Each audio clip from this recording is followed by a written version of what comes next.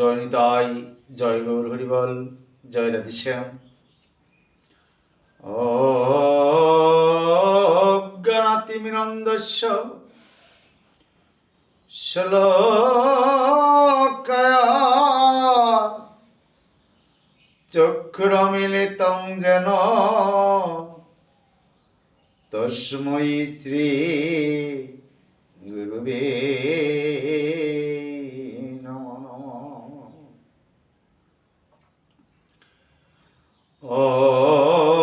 অখণ্ডমণ্ডলং করং ব্যক্তং যেন চরচর দোষপ্রদং দূষিতং যেন তস্मै শ্রী গুরুবে নমঃ। পঞ্চকল্পতরুবশ্য কৃপা সিন্ধু এব চ পতিতানাং পাবনেভ্যো বৈষ্ণবেভ্যো নমো নমঃ।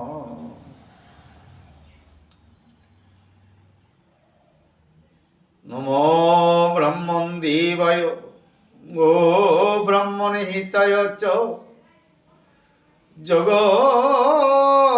জগৎহিতায় কৃষ্ণায় গোবিন্দায় নমঃ। পিতা স্বর্গ পিতা ধর্ম পিতা হি পরম তপ পিতরি প্রতিমা পর্ণে পিয়ন্তে সর্বদেবতা নমঃ। হে কৃষ্ণ করুণা সিন্ধু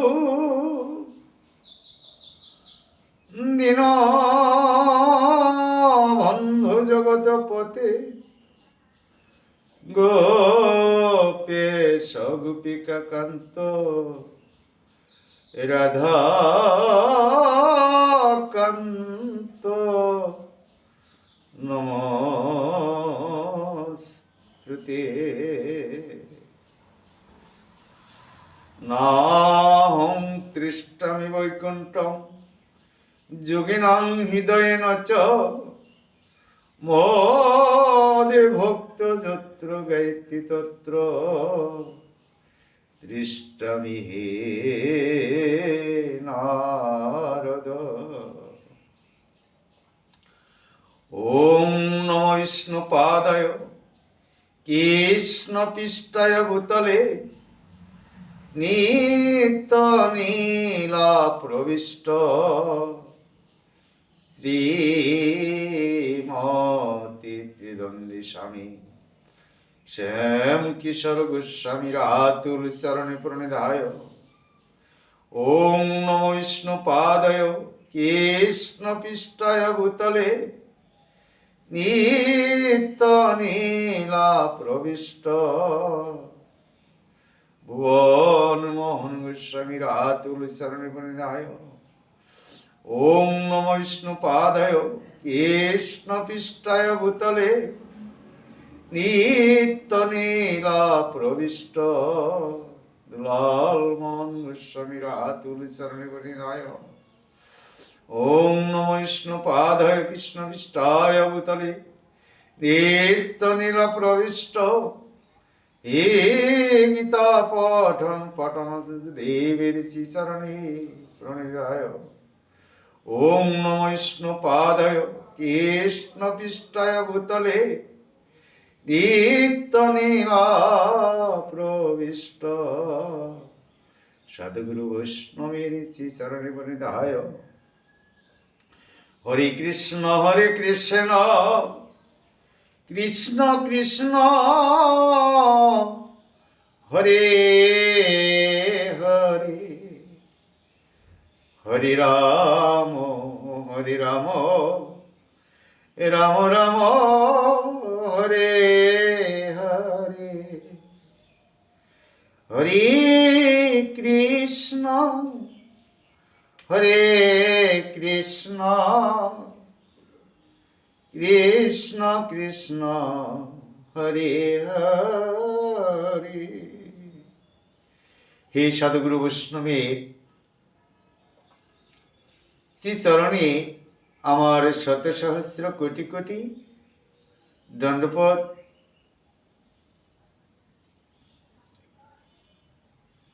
নিত্যানন্দ ত্রয়োদশী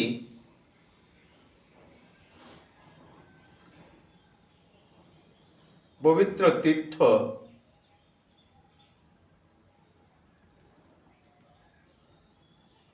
তার আবির্ভাব তিথি 17 মাঘ, 30 জানুয়ারি শনিবার তার জয়ন্তী। আমরা সকলেই যেন এই নিত্যানন্দ প্রভুর জয়ন্তী পালন আমরা সবাই করি। জয় নিতাই, জয় গৌর হরিবল, জয় রাধেশ্যাম, হরে কৃষ্ণ। শ্রী শ্রী নিত্যানন্দ তত্ত্ব ও মহিমা বলতে হয়তো আমার অনেক ভুল ত্রুটি বিচ্যুতি হবে। তার এই লীলা বর্ণনা করা আমার মতো বা আমি আপনাদের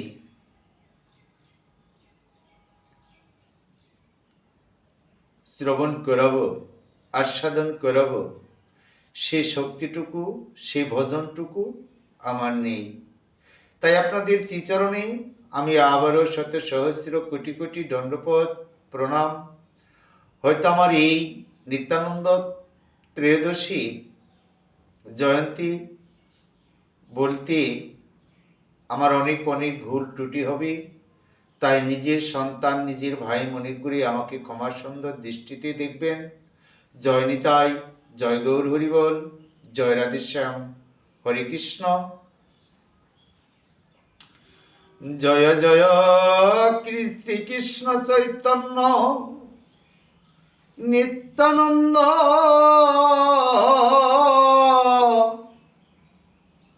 জয় অদ্বৈত চন্দ্র, জয় গৌর ভক্ত বৃন্দ। প্রবন্ধে প্রারম্ভে শ্রীকৃষ্ণ চৈতন্য মহাপ্রভু পতিত পাবন পরম কারণিক নিত্যানন্দ প্রভু মহাবিষ্ণু অবতার ভক্তি মার্গে আচার্য শ্রী অদ্বৈত প্রভু এই সকল গৌর ভক্ত কে ভক্তিপূর্ণ অনন্ত কোটি দণ্ডপদ জ্ঞাপন করি। জয় নিতাই, জয় গৌর হরিবল, জয় রাধেশ্যাম। শ্রী শ্রী নিত্যানন্দ তত্ত্ব বড়ই দুর্বিজ্ঞ তত্ত্ব, তথাপি ঈশ্বর কৃপালে সহিত যাহারে, সেই তো ঈশ্বর তত্ত্ব জানিবারে পারে। একমাত্র দেখেন আমার গৌর ভক্ত কে ভক্তিপূর্ণ অনন্ত কোটি দণ্ডপদ এবং একমাত্র গৌর বা নিত্যানন্দ যাকে কৃপা করেছেন, সেই একমাত্র সেটি উপলব্ধি করতে পারেন। তাই লিখলেন, ঈশ্বরেরও কৃপালে হয়তো যাহারে, সেই তো ঈশ্বর তত্ত্ব জানিবারে পারে। দেখেন বাবা, এই সার্বভৌম ভট্টাচার্য বাক্য অনুসারে তার তত্ত্বজ্ঞাত হওয়ার প্রচেষ্টা করা যেতে পারে। নিত্যানন্দ প্রভু যতটুকু সফলন করাবেন ততটুকুই সফলিত হইবে প্রভুর কৃপাময়। প্রণত জনকে অবশ্যই কৃপা করবেন। প্রত্যেকটি ভক্তকে, প্রত্যেকটি জীবকে তিনি কৃপা করবেন। তিনি কৃপা না করে তো থাকতেই পারবেন না। তাই এখানে আমরা জানতে পারলাম, শুধু একবার প্রাণ ভরে হানিতাই বলতে হবে প্রভু নিত্যানন্দ। একটিবার মন প্রাণ খুলে ভক্তি সহকারে যদি নিতাইকে স্মরণ করা যায়, সে কি আর থাকতে পারেন? তিনি ভক্তির কাছে ধরা দিয়ে থাকেন, সেই ভক্তর কাছে তিনি ধরা দেন। তাই নিত্যানন্দ ভৌমিক একাদশী তিথি পূর্বে মাঘ মাসের শুক্লা ত্রয়োদশী তিথিতে আবির্ভূত হয়েছিলেন। এই ভৌমিক একাদশী অর্থাৎ জয়া একাদশী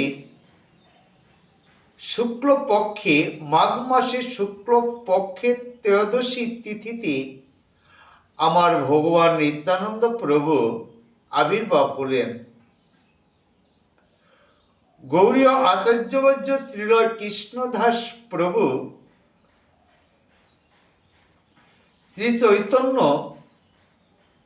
চৈতামৃতে নামক শ্রী গ্রন্থে আদিলীলায় প্রথম পরিচ্ছেদ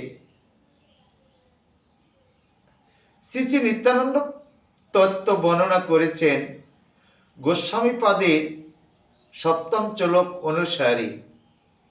জয় নিতাই, জয় গৌর হরিবল, জয় রাধেশ্যাম।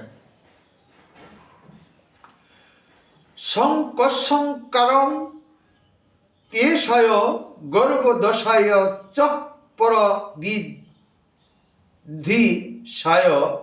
সে সচ যশ অংশ কলা ও নিত্যানন্দ রাম শরণং মম অস্ত। অর্থাৎ যদি তার কৃপা হয় বাবা, অজ্ঞেও তার তত্ত্ব নিরূপণ করতে পারে, এই বাক্যই আমার লেখনীয় এবং প্রেরণা। সর্বতারি কৃষ্ণ সর্বয়ং ভগবান, তাহার দ্বিতীয় দেহ শ্রী বলরাম। নিত্যানন্দ প্রভুর দ্বিতীয় দেহ হল বলরাম। শ্রী বলরাম শ্রীকৃষ্ণের দ্বিতীয় দেহ, একই স্বরূপ দুই ভিন্ন মাত্রকায়। একই দেহ এবং দুটি ভিন্ন ভিন্ন মাত্রকায়। আদ্যকায়বহ কৃষ্ণ লীলার সহায়, সেই কৃষ্ণ নবদ্বীপে শ্রীকৃষ্ণ চৈতন্য। অর্থাৎ কৃষ্ণ লীলার সহায় সেই একমাত্র বাবা নবদ্বীপে হলেন শ্রী চৈতন্য চন্দ্র। সেই বলরামের সঙ্গে শ্রী নিত্যানন্দ প্রভু তত্ত্ব তারাই একই লীলার সহায়তার জন্য দুই রূপে প্রকাশ করেছেন বাবা। একটি লীলা সংবরণ করার জন্য বাবা দুটি দেহ ধারণ করেছেন। এই বলরাম নবদ্বীপের নিত্যানন্দ রূপে প্রকাশিত হয়েছিলেন এবং চার রূপ ধারণ করে সৃষ্টি লীলার সহায়তাও তিনি করেছেন। এখানে হলো সত্য, ত্রেতা, দ্বাপর এবং কলি। সত্যতে নারায়ণ, ত্রেতাতে রাম, দ্বাপরে শ্রীকৃষ্ণ, কলিতে গৌরাঙ্গ মহাপ্রভু। তিনি চারি যুগেই অবতীর্ণ হয়েছেন, যুগ অনুসারে পরিবর্তন এবং পরিবর্তনশীল তিনি হয়েছেন। তিনি কলিতে হলেন আমার গৌরাঙ্গ মহাপ্রভু অর্থাৎ নিত্যানন্দ প্রভু। তার চারি রূপ ধারণ করে সৃষ্টি লীলার সহায়তা করেন। সংকর্ষণ কারণা ভিসায়ী নারায়ণ, তিনি হলেন, একটি হলেন নারায়ণ গর্ভদশায়ী নারায়ণ অর্থাৎ ক্ষীর রোধশাহী নারায়ণ। অন্তদেব যার অংশ কলা সেই হল নিত্যানন্দ, তারই অংশ থেকে তিনি হলেন নিত্যানন্দ প্রভু। নামক রামের আমি শরণ গ্রহণ করি। এই বলদেব সংকর্ষণ রূপী ভগবত ধাম সমূহ যথা গোলকে বৈকুণ্ঠাদি প্রকাশ করেন। এখানে মায়াতীতে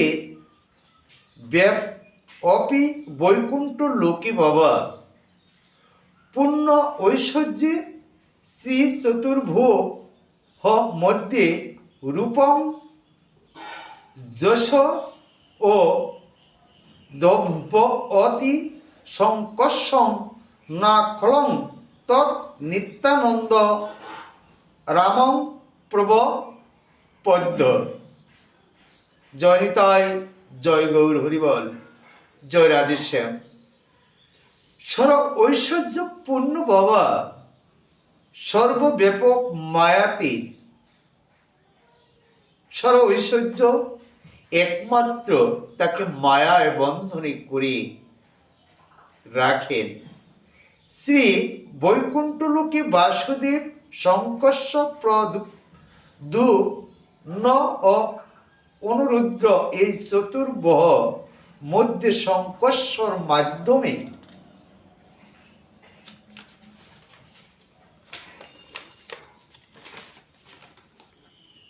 যার নিকট স্বরূপ প্রকাশ পাইতেছেন, আমি সেই নিত্যানন্দ নামক বলরামের শরণ গ্রহণ করি বাবা। এখানে মায়াতীত শব্দের অর্থ প্রকৃতির অতীত ও অপ্রাকৃত। চিন্ময় পরমভ্রম নামেই ধাম, পরমভ্রমের উপর নাম মহাবৈকুণ্ঠ বাবা। এখানে আমরা জানতে পারলাম পরমভূমির উপর নাম হলো মহাবৈকুণ্ঠ। এই ধাম শ্রীকৃষ্ণের বিগ্রহে মতই বিভূতি সম্পন্ন, সর্বত্রই গমনশীল, অত্যন্ত এবং বিভু অর্থ সর্বব্যাপক বাবা, তার কোনো সীমা নেই। তাই সর্বত্রই বিদ্যমান এবং অচিন্ত শক্তি সম্পন্ন। জয় নিতাই, জয় গৌর হরিবল, জয় রাধেশ্যাম। বৈকুণ্ঠের শব্দ অর্থ পুষ্ট বা মায়া নাই যাহাতে, বা মায়ার বিকার নাই যেখানে। বৈকুণ্ঠ প্রাপ্ত হতে গেলে বাবা, তার শরণাপন্ন হতে গেলে কোনো রকম কোনো মায়া রাখা যাবে না বাবা। যদি মায়াই আমরা পড়ে থাকি, তখন কি নিত্যানন্দ গৌরহরির শ্রীচরণ প্রাপ্ত হব? হওয়ার কথা নয় বা হব না। আমাদের মায়াতীতকে পরিত্যাগ করতে হবে। পরমভম অনন্ত শক্তি সম্পন্ন অসংখ্য বিভুধাম সন্নিবেশিত শ্রীকৃষ্ণ দ্বারকায় বাসুদেব সংকর্ষণ প্রভ দন্য ও অনিরুদ্ধ রূপেই আছেন বাবা। বাসুদেব শ্রীকৃষ্ণ দ্বারকায় তিনি আছেন। আবার পরমভূমেও নারায়ণের চারিপাশে বাসুদেব সংকর্ষ প্রধূম্ন ও অনিরুদ্ধ আছেন তার চারটি পাশে। তাইলে সংকর্ষ প্রদ্যুত্তন্ন ও অনিরুদ্ধ আছেন বাবা। তাই দ্বারকায় চতুর্ভুজ ও পরমভ্রমের চতুর্ভুজের অংশী পরমভ্রমের দ্বিতীয় বহু যে সংকর্ষণ, তিনি নিত্যানন্দের অংশ। যে এই সংকর্ষণ হতে পেরেছেন বা পারছেন, সে হলো আমার নিত্যানন্দ প্রভুর একটি অংশ। তাই যিনি মায়ার সাক্ষাৎ অধীশ্বর, যাহার অঙ্গ ব্রহ্মাণ্ড সমূহের আশ্রয়, এবং যিনি কারণ সমুদ্রের শয়ন করিয়াছেন, সেই আদি অবতার পুরুষ অবতার, যার অংশ সেই নিত্যানন্দ নামক বলরামকে আমি নমস্কার করি। নিত্যানন্দের অংশ হল বলরাম। তাই সুতরাং কারণ্য নব সাই বিষ্ণু পরম ব্রহ্মস্থল সংকর্ষে লোচনং সংঘাত নামক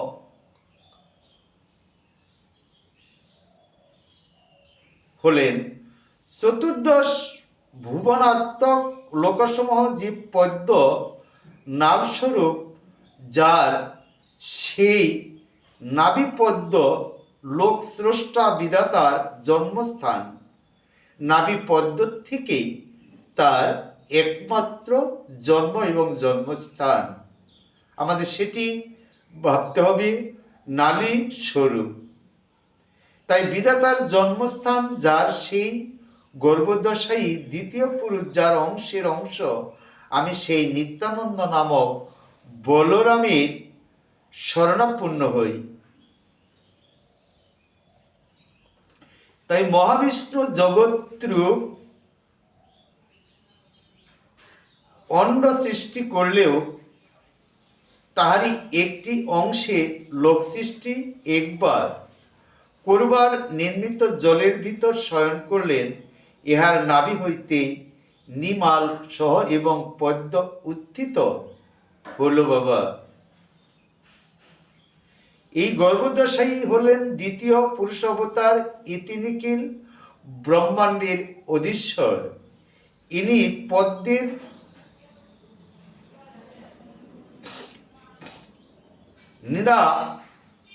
মিনন নালের মধ্যে চতুর্দশ ভুবন সৃষ্টি করেছেন। ইনি ব্রহ্মার অন্তর্যামী এবং সহস্র শিষ্য। ইনি বলরাম রূপে নিত্যানন্দের অংশের অংশ। বলরামের অংশ মহাবিষ্ণু কারণা অবসায়ী মহাবিষ্ণুর অংশ গর্ভ দশায়িক দ্বিতীয় পুরুষ। সুতরাং ইনি ইতি বলরাম বা নিত্যানন্দের অংশের অংশ। ইহা হইতে ব্রহ্মা বিষ্ণু ও মহেশ্বর এই তিনে মিলে হয় একটি ঈশ্বর বাবা। ব্রহ্মা বিষ্ণু মহেশ্বর তিনি মিলে হয় এক ঈশ্বর। তাই গুণবতার সৃষ্টি হয়েছিল বাবা এই তিনজন। হরে কৃষ্ণ। তাই নিখিল জীবের অন্তর্যামী এবং সমস্ত জগতের পালন কর্তা ক্ষীরদশায়ী শ্রী বিষ্ণু, যার অংশের অংশের অংশ এবং ধরণীধর অনন্তদেব, যার কলা বা অংশ আমি, সেই বলরাম রূপী শ্রী নিত্যানন্দীর শরণাগত হই।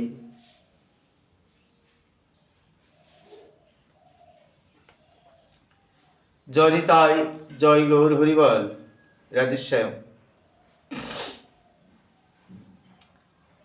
তাই শ্রী এই অন্তর্দেবের নিকট সনকাদি মুনিগণ ভাগবত শ্রবণ করেন। এই রূপে নিত্যানন্দ অনন্ত প্রকাশ, সেইভাবে কহে মুনি চৈতন্যের দাস। পূর্বে আলোচনা বিশ্লেষণ থেকে এটাই প্রতীয়মান হয় বাবা, শ্রী চৈতন্য সেই কৃষ্ণ নিত্যানন্দ রাম, নিত্যানন্দ পূর্ণ করি চৈতন্যের কাম। নিত্যানন্দ মহিমা সিন্ধু অনন্ত অপার, এক কণা পশিলে মাত্র সেই কৃপা তাহার। একমাত্র যদি বাবা তার একটি বালি কণার মধ্যে যদি তাকে আমরা স্পর্শন করতে পারি, তার কৃপা হয়ে যায়।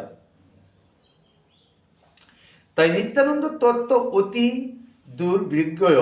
তবে শ্রীমন মহাপ্রভু জানিয়েছেন রাঘবকে, সোনরে রাঘব তোরে মোর গোপ কই, আমারও দ্বিতীয় নাই নিত্যানন্দ বই। নিত্যানন্দ ছাড়া আমার আর বান্ধব কে আছে? তাই সুতরাং গৌর সুন্দরের বাক্য, জনিতাই জয় গৌর হরিবল। গৌর সুন্দরের বাক্য অনুসারে নিত্যানন্দ তার দ্বিতীয় দেহ। নিত্যানন্দ হলেন আমার গৌরাঙ্গ মহাপ্রভুর দ্বিতীয় দেহ বাবা। আর যদি তার কৃপা হয়, তার মহিমা কিঞ্চিত আস্বাদিতে হবে। অপার প্রভুর মহিমা, করুণার অপার। এখানে নিত্যানন্দ প্রভু গৌর হরি বলেছিলেন নিত্যানন্দ প্রভুকে, যারে দেখে তারে কহে দণ্ডে তিন ধরি, আমারে কিনিয়া নাও বলো গৌর হরি। নিত্যানন্দ প্রভু গৌর হরিকে বললেন, দেখেন কত সুন্দর কথাগুলি প্রভুপাদ বলেছেন, যে যারে দেখে তারে কহে দণ্ডে তিন ধরি, আমারই কিনিয়া লও বলো গৌর হরি। একবার গৌর বলে, হা কৃষ্ণ বলে, বদনে একবার কৃষ্ণ কীর্তন করো প্রভু। কৃষ্ণ কীর্তন করে আমাকে কিনে নাও হে ভক্ত, এই কাঙাল বেশে আর থেকো না। তাই ভগবান শ্রীকৃষ্ণ বললেন, যে যদি কেউ আমাকে এক গণ্ডূষ জল এবং একটি তুলসী পত্র দান করি বাবা, আমি তার নিকট আমাকে বিক্রয় করি প্রভু এতই কৃপা করলেন যে এক দণ্ড জল, একটি তুলসী পাতা আর এক গিলাস জল দিয়ে যদি আমাকে একবার নিবেদন করেন, আমি তার কাছে বিক্রি হয়ে যাই।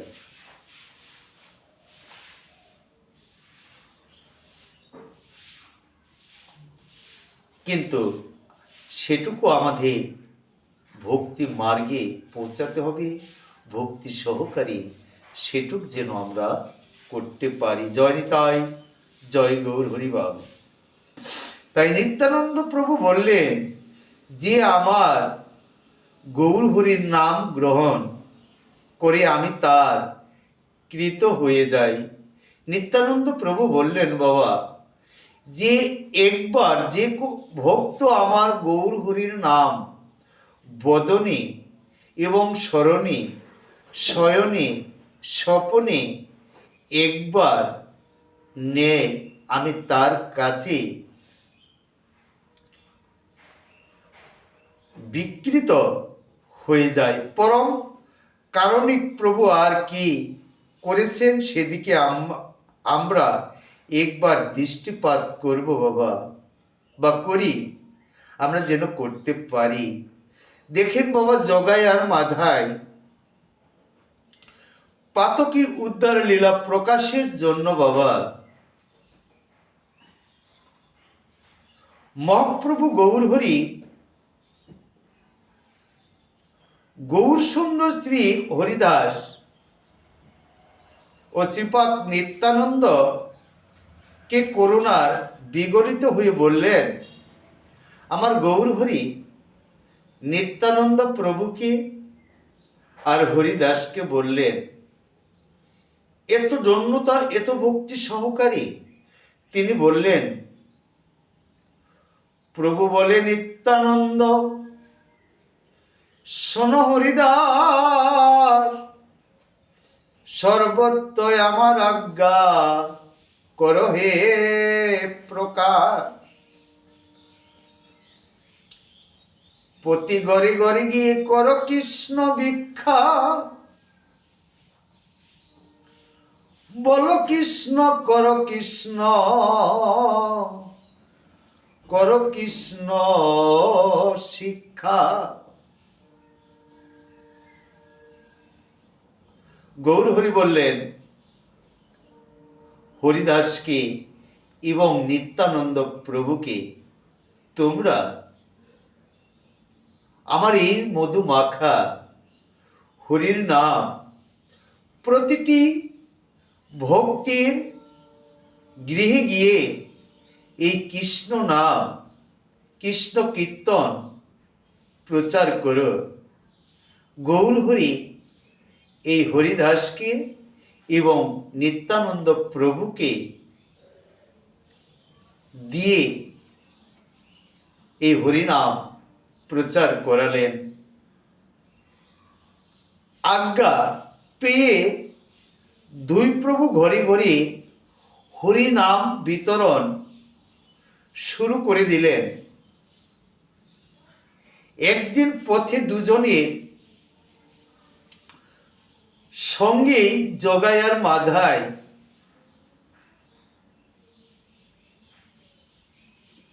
মাধাইয়ের এবং জগাইয়ের সঙ্গে নিত্যানন্দ প্রভুর করুণার মহাসাগরের মতো উদ্দোলিত হলেন, অর্থাৎ রাগান্বিত হয়ে গেলেন।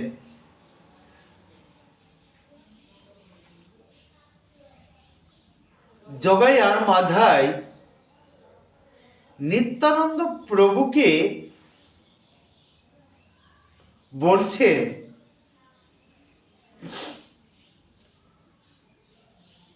প্রভু তখন বলছেন, মদ পান করে মাতোয়ারা হয়ে